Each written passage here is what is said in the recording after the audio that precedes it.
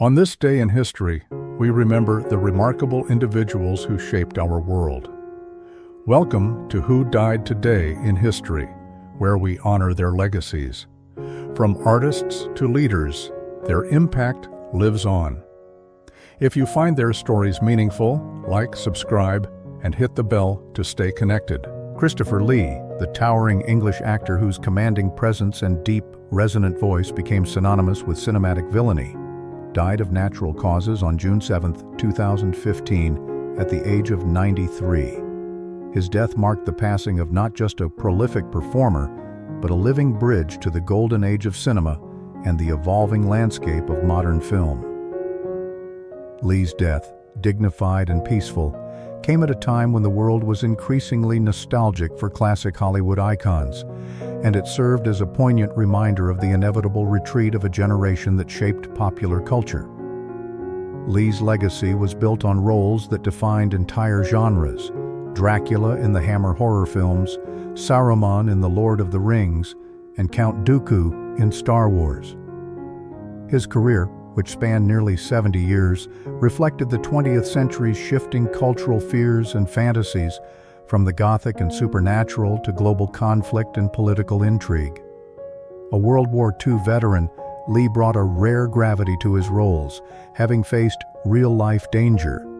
His death, while expected due to age, symbolized the closing of a chapter on an era that valued myth-making, theatrical gravitas, and stoic masculinity. The immediate reaction to Lee's death was one of global reverence. Fans, filmmakers, and fellow actors paid tribute to a man whose roles had haunted and inspired generations. His passing amplified his legend, with retrospectives not only celebrating his work, but also revealing lesser-known aspects of his life.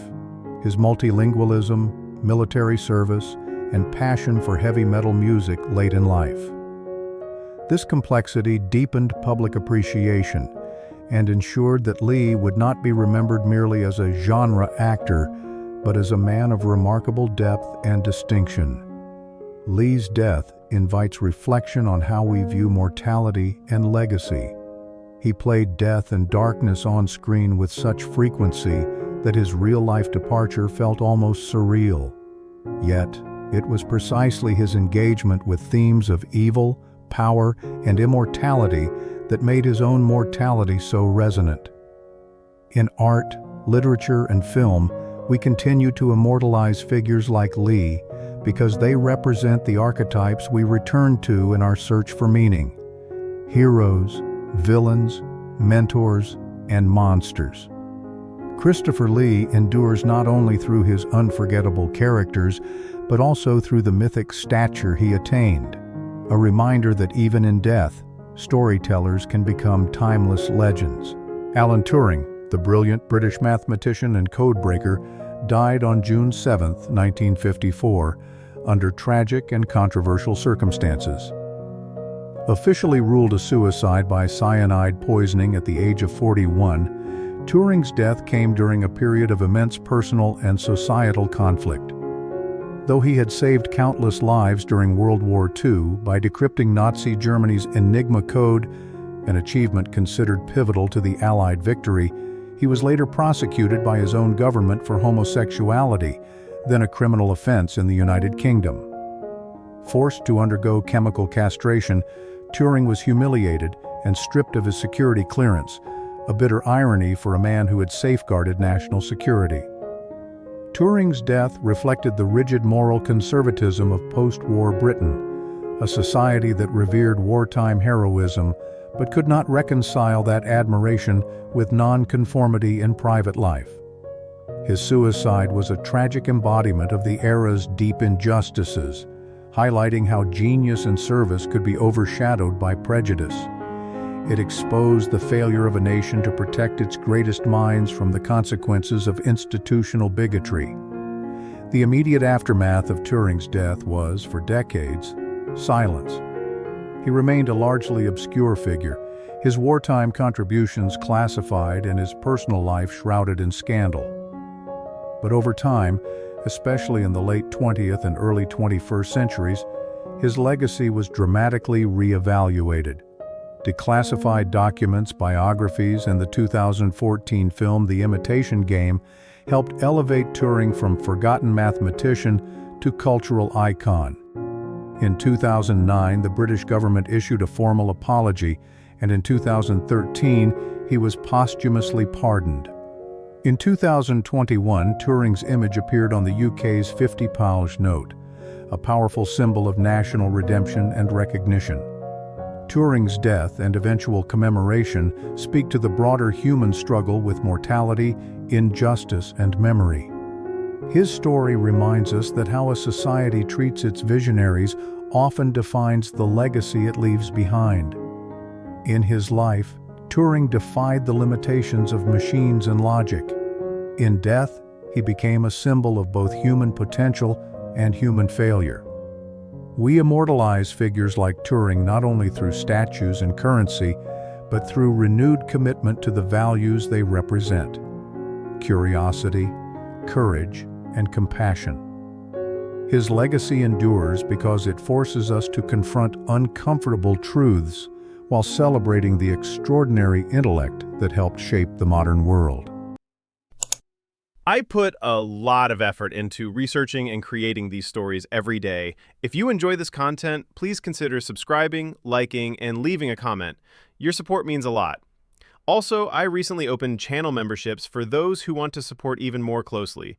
Thank you for being here. Richard Ramirez, infamously known as the Night Stalker, died on June 7, 2013 at the age of 53. His death, caused by complications related to B-cell lymphoma while incarcerated on death row at San Quentin State Prison, was natural in medical terms, but morally and socially complex. For many, his passing marked the quiet end of a nightmarish chapter in American criminal history. Active during the mid-1980s, Ramirez terrorized California with a string of brutal home invasions, sexual assaults, and murders. His crimes were marked by randomness, sadism, and a chilling invocation of satanic imagery, capturing the fears of a nation gripped by rising crime rates and a media-saturated culture that sensationalized violence. His trial, one of the most expensive in California history at the time, lasted over 4 years and resulted in 19 death sentences. His death in prison after nearly 24 years on death row highlighted the slow, often controversial nature of the American justice system. It sparked renewed debate about the death penalty, prisoner rights, and the cost of prolonged incarceration. Ramirez's lack of remorse and his cult-like following, even receiving love letters in prison, spoke to a darker fascination with infamy that pervaded American pop culture in the late 20th century. Unlike heroic or transformative figures whose deaths amplify legacies of justice or genius, Ramirez's passing served more as a coda to a life that inspired fear rather than admiration. Yet, in a paradoxical way, even such a figure underscores humanity's complex relationship with mortality and memory. He became the subject of documentaries, true crime series, and psychological studies, not out of reverence, but out of a need to understand the roots of evil and the societal forces that allow it to flourish. His legacy is not one of celebration, but of caution. We immortalize such figures not to glorify them, but to remind ourselves of the consequences of unchecked violence, mental illness, and systemic failure. The art and literature surrounding Ramirez reflect both morbid curiosity and a collective need to contextualize horror within the broader framework of justice and morality. In remembering his crimes and their impact, society affirms its values not by honoring him, but by ensuring that his story serves as a warning, never a blueprint. Jean Harlow, the original blonde bombshell of 1930s Hollywood, died on June 7, 1937, at the tragically young age of 26. Her death, resulting from acute kidney failure, shocked both the public and the film industry.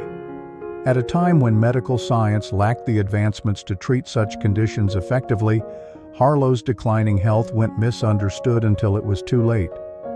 Her sudden passing cast a somber light on the vulnerabilities behind the glamour of the golden age of Hollywood.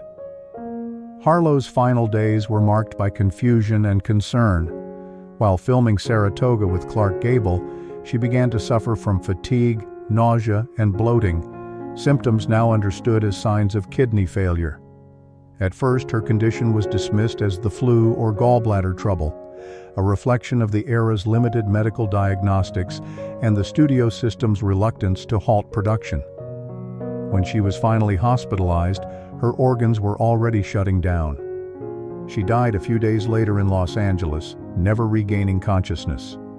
The immediate aftermath of her death was one of immense public grief and disbelief.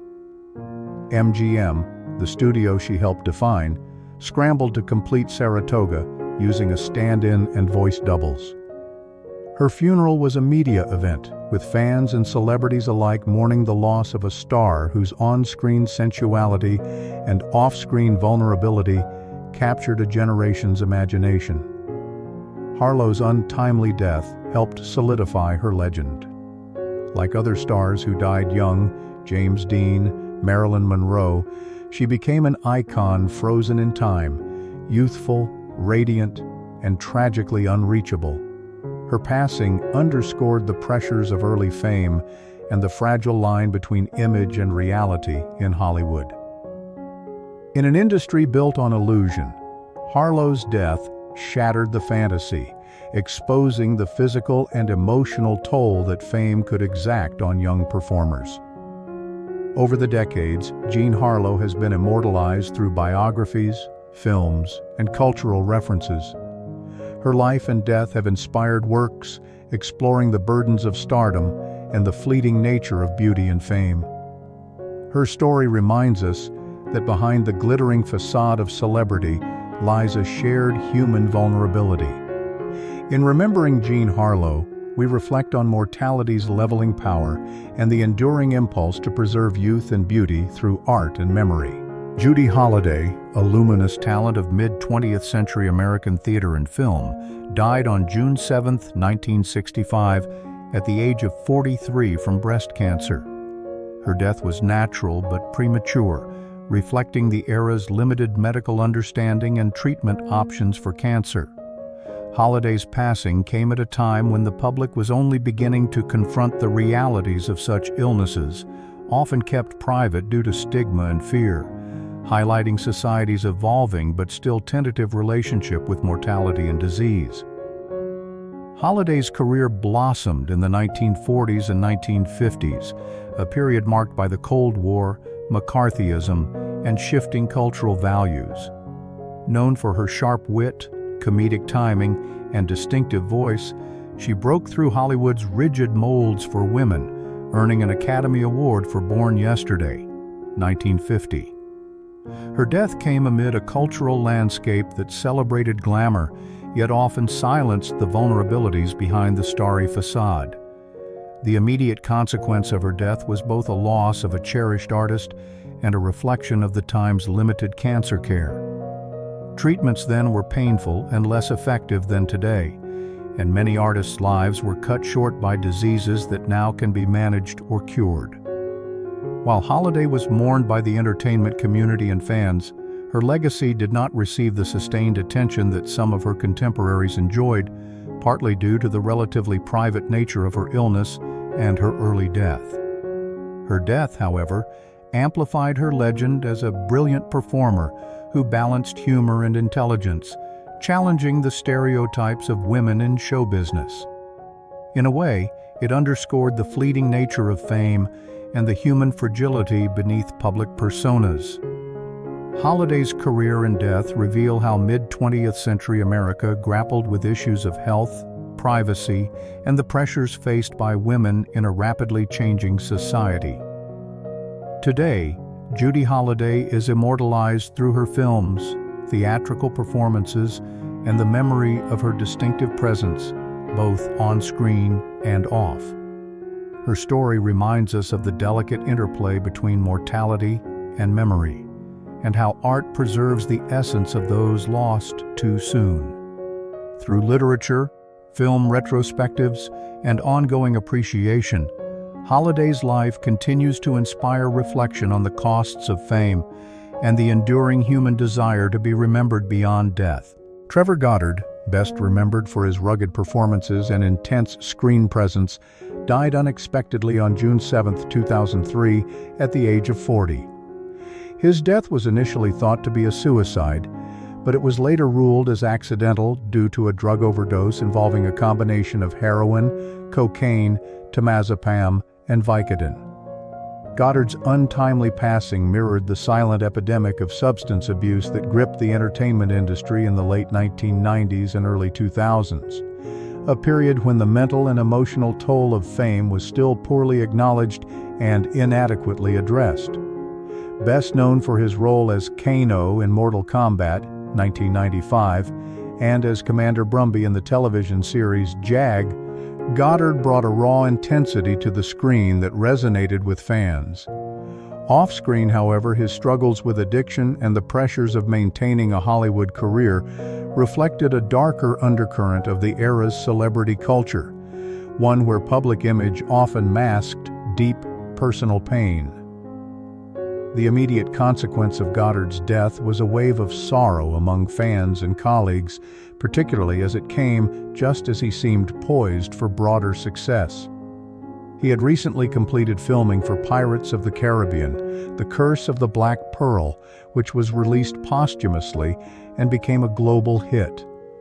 His appearance in such a blockbuster added a bittersweet note to his legacy, underscoring the what might have been quality that often surrounds those lost prematurely. Goddard's death, like many others in the entertainment world caused by accidental overdose, brought renewed attention to the mental health crisis and the ease of access to prescription and recreational drugs in Hollywood. It served as another grim reminder of how the cost of fame, coupled with inadequate support systems, could have fatal consequences. In this way, his death became part of a broader cultural reckoning, prompting more open dialogue about addiction and well-being in the industry. Trevor Goddard is remembered through his impactful roles and the lasting impression he made with relatively limited screen time. Through fan tributes, film retrospectives, and online remembrance, his name remains tied to a moment in cinematic history. His death, and the reflection it inspires, reveals humanity's desire to understand the fragility behind fame and to preserve memory through storytelling, art, and collective mourning. Henry Miller, the provocative and boundary-breaking American writer, died of natural causes on June 7, 1980, at the age of 88. By the time of his death in Pacific Palisades, California, Miller had long outlived the controversies that defined his earlier literary career. His passing marked the end of an era shaped by resistance to censorship, challenges to puritanical social norms, and the artistic rebellion of the early to mid-20th century. Miller's works, particularly Tropic of Cancer and Tropic of Capricorn, had once been banned in the United States for obscenity. When he died, however, these same novels were taught in universities and celebrated as seminal texts of modernist literature. His death from circulatory complications was quiet and largely devoid of public spectacle, a contrast to the explosive, candid prose that had made his name. The relative calm of his final moments, in some sense, reflected the success of the very values he had championed: freedom of expression, the rejection of hypocrisy, and the liberation of the human spirit through art. The immediate consequence of Miller's death was a renewed critical examination of his legacy.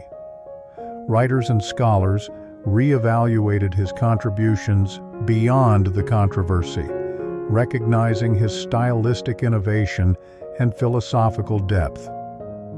Though Miller never intended to be a political figure, his struggle against censorship laws had paved the way for greater freedom in literature and art.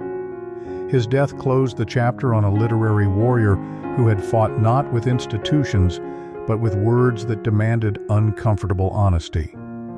Miller's passing didn't shift the trajectory of world history, but it did crystallize his transformation from literary pariah to cultural icon.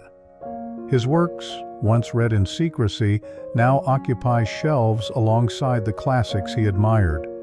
His influence can be traced through the writings of authors like Jack Kerouac, Erica Jong, and Charles Bukowski, artists who echoed his raw exploration of the human condition.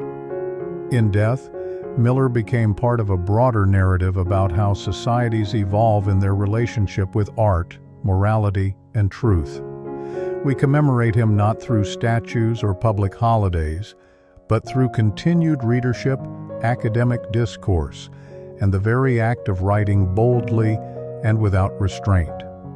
His life and death remind us that memory and immortality often reside not in monument, but in influence, and in the unflinching legacy of the written word. ZaSu Pitts, a name once synonymous with the fluttery comic persona of the early 20th century silver screen, died of cancer on June 7, 1963, in Hollywood, California.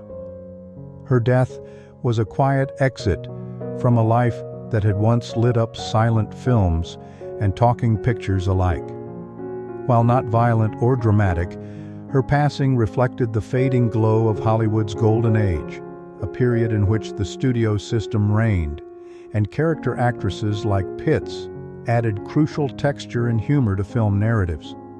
Born in 1894, Pitts carved a niche for herself through her uniquely anxious screen presence. Her expressive eyes and quivering voice became trademarks in dozens of films. Transitioning from dramatic roles in silent classics like Greed, 1924, to comedy and talkies, she became a beloved figure in American households. Her death came at a time when the entertainment industry was rapidly evolving. Television had overtaken cinema in popularity, and the quirky, gentle comedy she represented was being replaced by a more modern, often cynical style. The immediate consequences of her death were not felt in political or global spheres, but within the hearts of those who remembered her as a staple of both silent and early sound films. Her passing did not ignite a cultural upheaval, but it did mark the end of a certain style of performance. A softer, more physical comedy rooted in vaudeville and melodrama. It was also symbolic of a broader shift in American entertainment, from the innocence and restraint of pre-war media to the bolder, edgier narratives that would define the 1960s and beyond. Though Pitts may not have reached the iconic status of some contemporaries, her legacy lives on in the roles she inhabited and the generations of character actors who followed. She demonstrated that one need not be a leading lady to leave a lasting impression. In later years, retrospectives of early Hollywood often highlight her as a master of expressive comedy, and her work is studied for its emotional nuance and timing. Her death reminds us that cultural memory is often preserved not only through monumental achievements, but through the quieter, persistent echoes of artistry. We immortalize figures like ZaSu Pitts, not in grand monuments, but in the laughter she still inspires, the film reels carefully archived, and the homage paid by actors who draw on her example. In this, memory becomes legacy, and legacy, a kind of immortality. Barbara Baxley, an American actress and singer known for her compelling stage and screen performances, died of a heart attack on June 7, 1990, in New York City. Her death, though natural and quiet, marked the departure of a deeply respected yet often understated talent whose work bridged the intimate world of the theater and the expanding reach of film and television. Born in 1923, Baxley emerged in an era when method acting and emotional realism were reshaping American performance. Trained under Sanford Meisner at the Neighborhood Playhouse, she brought a subtle, internal depth to her roles that reflected the growing post-war hunger for authenticity in art. Whether in the Broadway production of Period of Adjustment, the ensemble cast of Robert Altman's Nashville, 1975, or her memorable television appearances, Baxley embodied characters who were grounded, vulnerable, and real. Her death came at a time when celebrity culture was shifting toward the grandiose and sensational. In contrast, Baxley's passing was quiet. No public spectacle, no prolonged media tribute. It highlighted a cultural tendency to sometimes overlook those who work steadily in supporting roles, shaping narratives not with fame, but with dedication and craft. Her career reminds us of the many foundational artists whose contributions often go unheralded until they're gone. While Baxley's death didn't dramatically shift history or ignite widespread mourning, it underscored the transient nature of fame and the importance of honoring artists who elevate the stories of others. In Nashville, she played the wife of a country star, quietly embodying the complexities of loyalty, emotional restraint, and private suffering. An emotional realism that echoed the cultural introspection of the 1970s. Her work was often reflective of societal undercurrents, especially those affecting women navigating love, power, and identity in changing times. The legacy of Barbara Baxley is preserved not through headlines, but through the lingering resonance of her performances. Actors, directors, and students continue to revisit her work for its honesty and subtle strength. In this, her memory endures, not in marble statues or history books, but in the living art she helped shape. Her death, like her life, reminds us that not all legends shout. Some speak softly and leave behind echoes that last. Adriana Xenides, the glamorous and charismatic host of Australia's Wheel of Fortune, died on June 7, 2010, at the age of 54 from a ruptured intestine. Her death was the result of complications linked to long-standing health issues, including chronic digestive problems. While her passing was from natural causes, it was tragically premature and reflective of a life lived in the intense spotlight of media scrutiny, a space that often overlooks the toll fame can take on mental and physical health. Xenides became a household name in Australia during the 1980s and 1990s, co-hosting Wheel of Fortune for nearly 2 decades. Her radiant presence and fashionable persona helped define the era's television culture, representing a new wave of accessible celebrity glamour. However, behind the camera, Xenides faced significant personal struggles. She battled eating disorders, depression, and health complications, issues often hidden beneath the surface of television's glossy facade. Her openness later in life about these battles revealed the heavy cost of maintaining a public image in a culture that demanded perfection, especially from women in the limelight. Her death prompted a wave of tributes and public reflection in Australia. It cast a spotlight on the mental health challenges faced by celebrities, particularly those whose careers rise quickly and then fade. Xenides's passing served as a sobering reminder of the human vulnerability behind media icons, particularly in an industry slow to acknowledge psychological and emotional struggles. While her death did not shift global history, it marked a moment of reckoning within Australian pop culture. Many who grew up watching her were reminded of the fragility of icons and the pressures of fame in an era with limited mental health awareness. Her legacy was further cemented by the nostalgia that followed, with tributes across television and social media honoring her style, warmth, and trailblazing role in Australian television. Adriana Xenides is immortalized not only through archived footage and public memory, but through a broader cultural conversation about how we treat public figures. Her life and death illustrate how fame can obscure suffering and how mortality strips back artifice to reveal shared human truths. Through remembrance, whether on screen or in personal reflection, we give lasting dignity to figures like Xenides, those who shaped their era while quietly wrestling with its demands.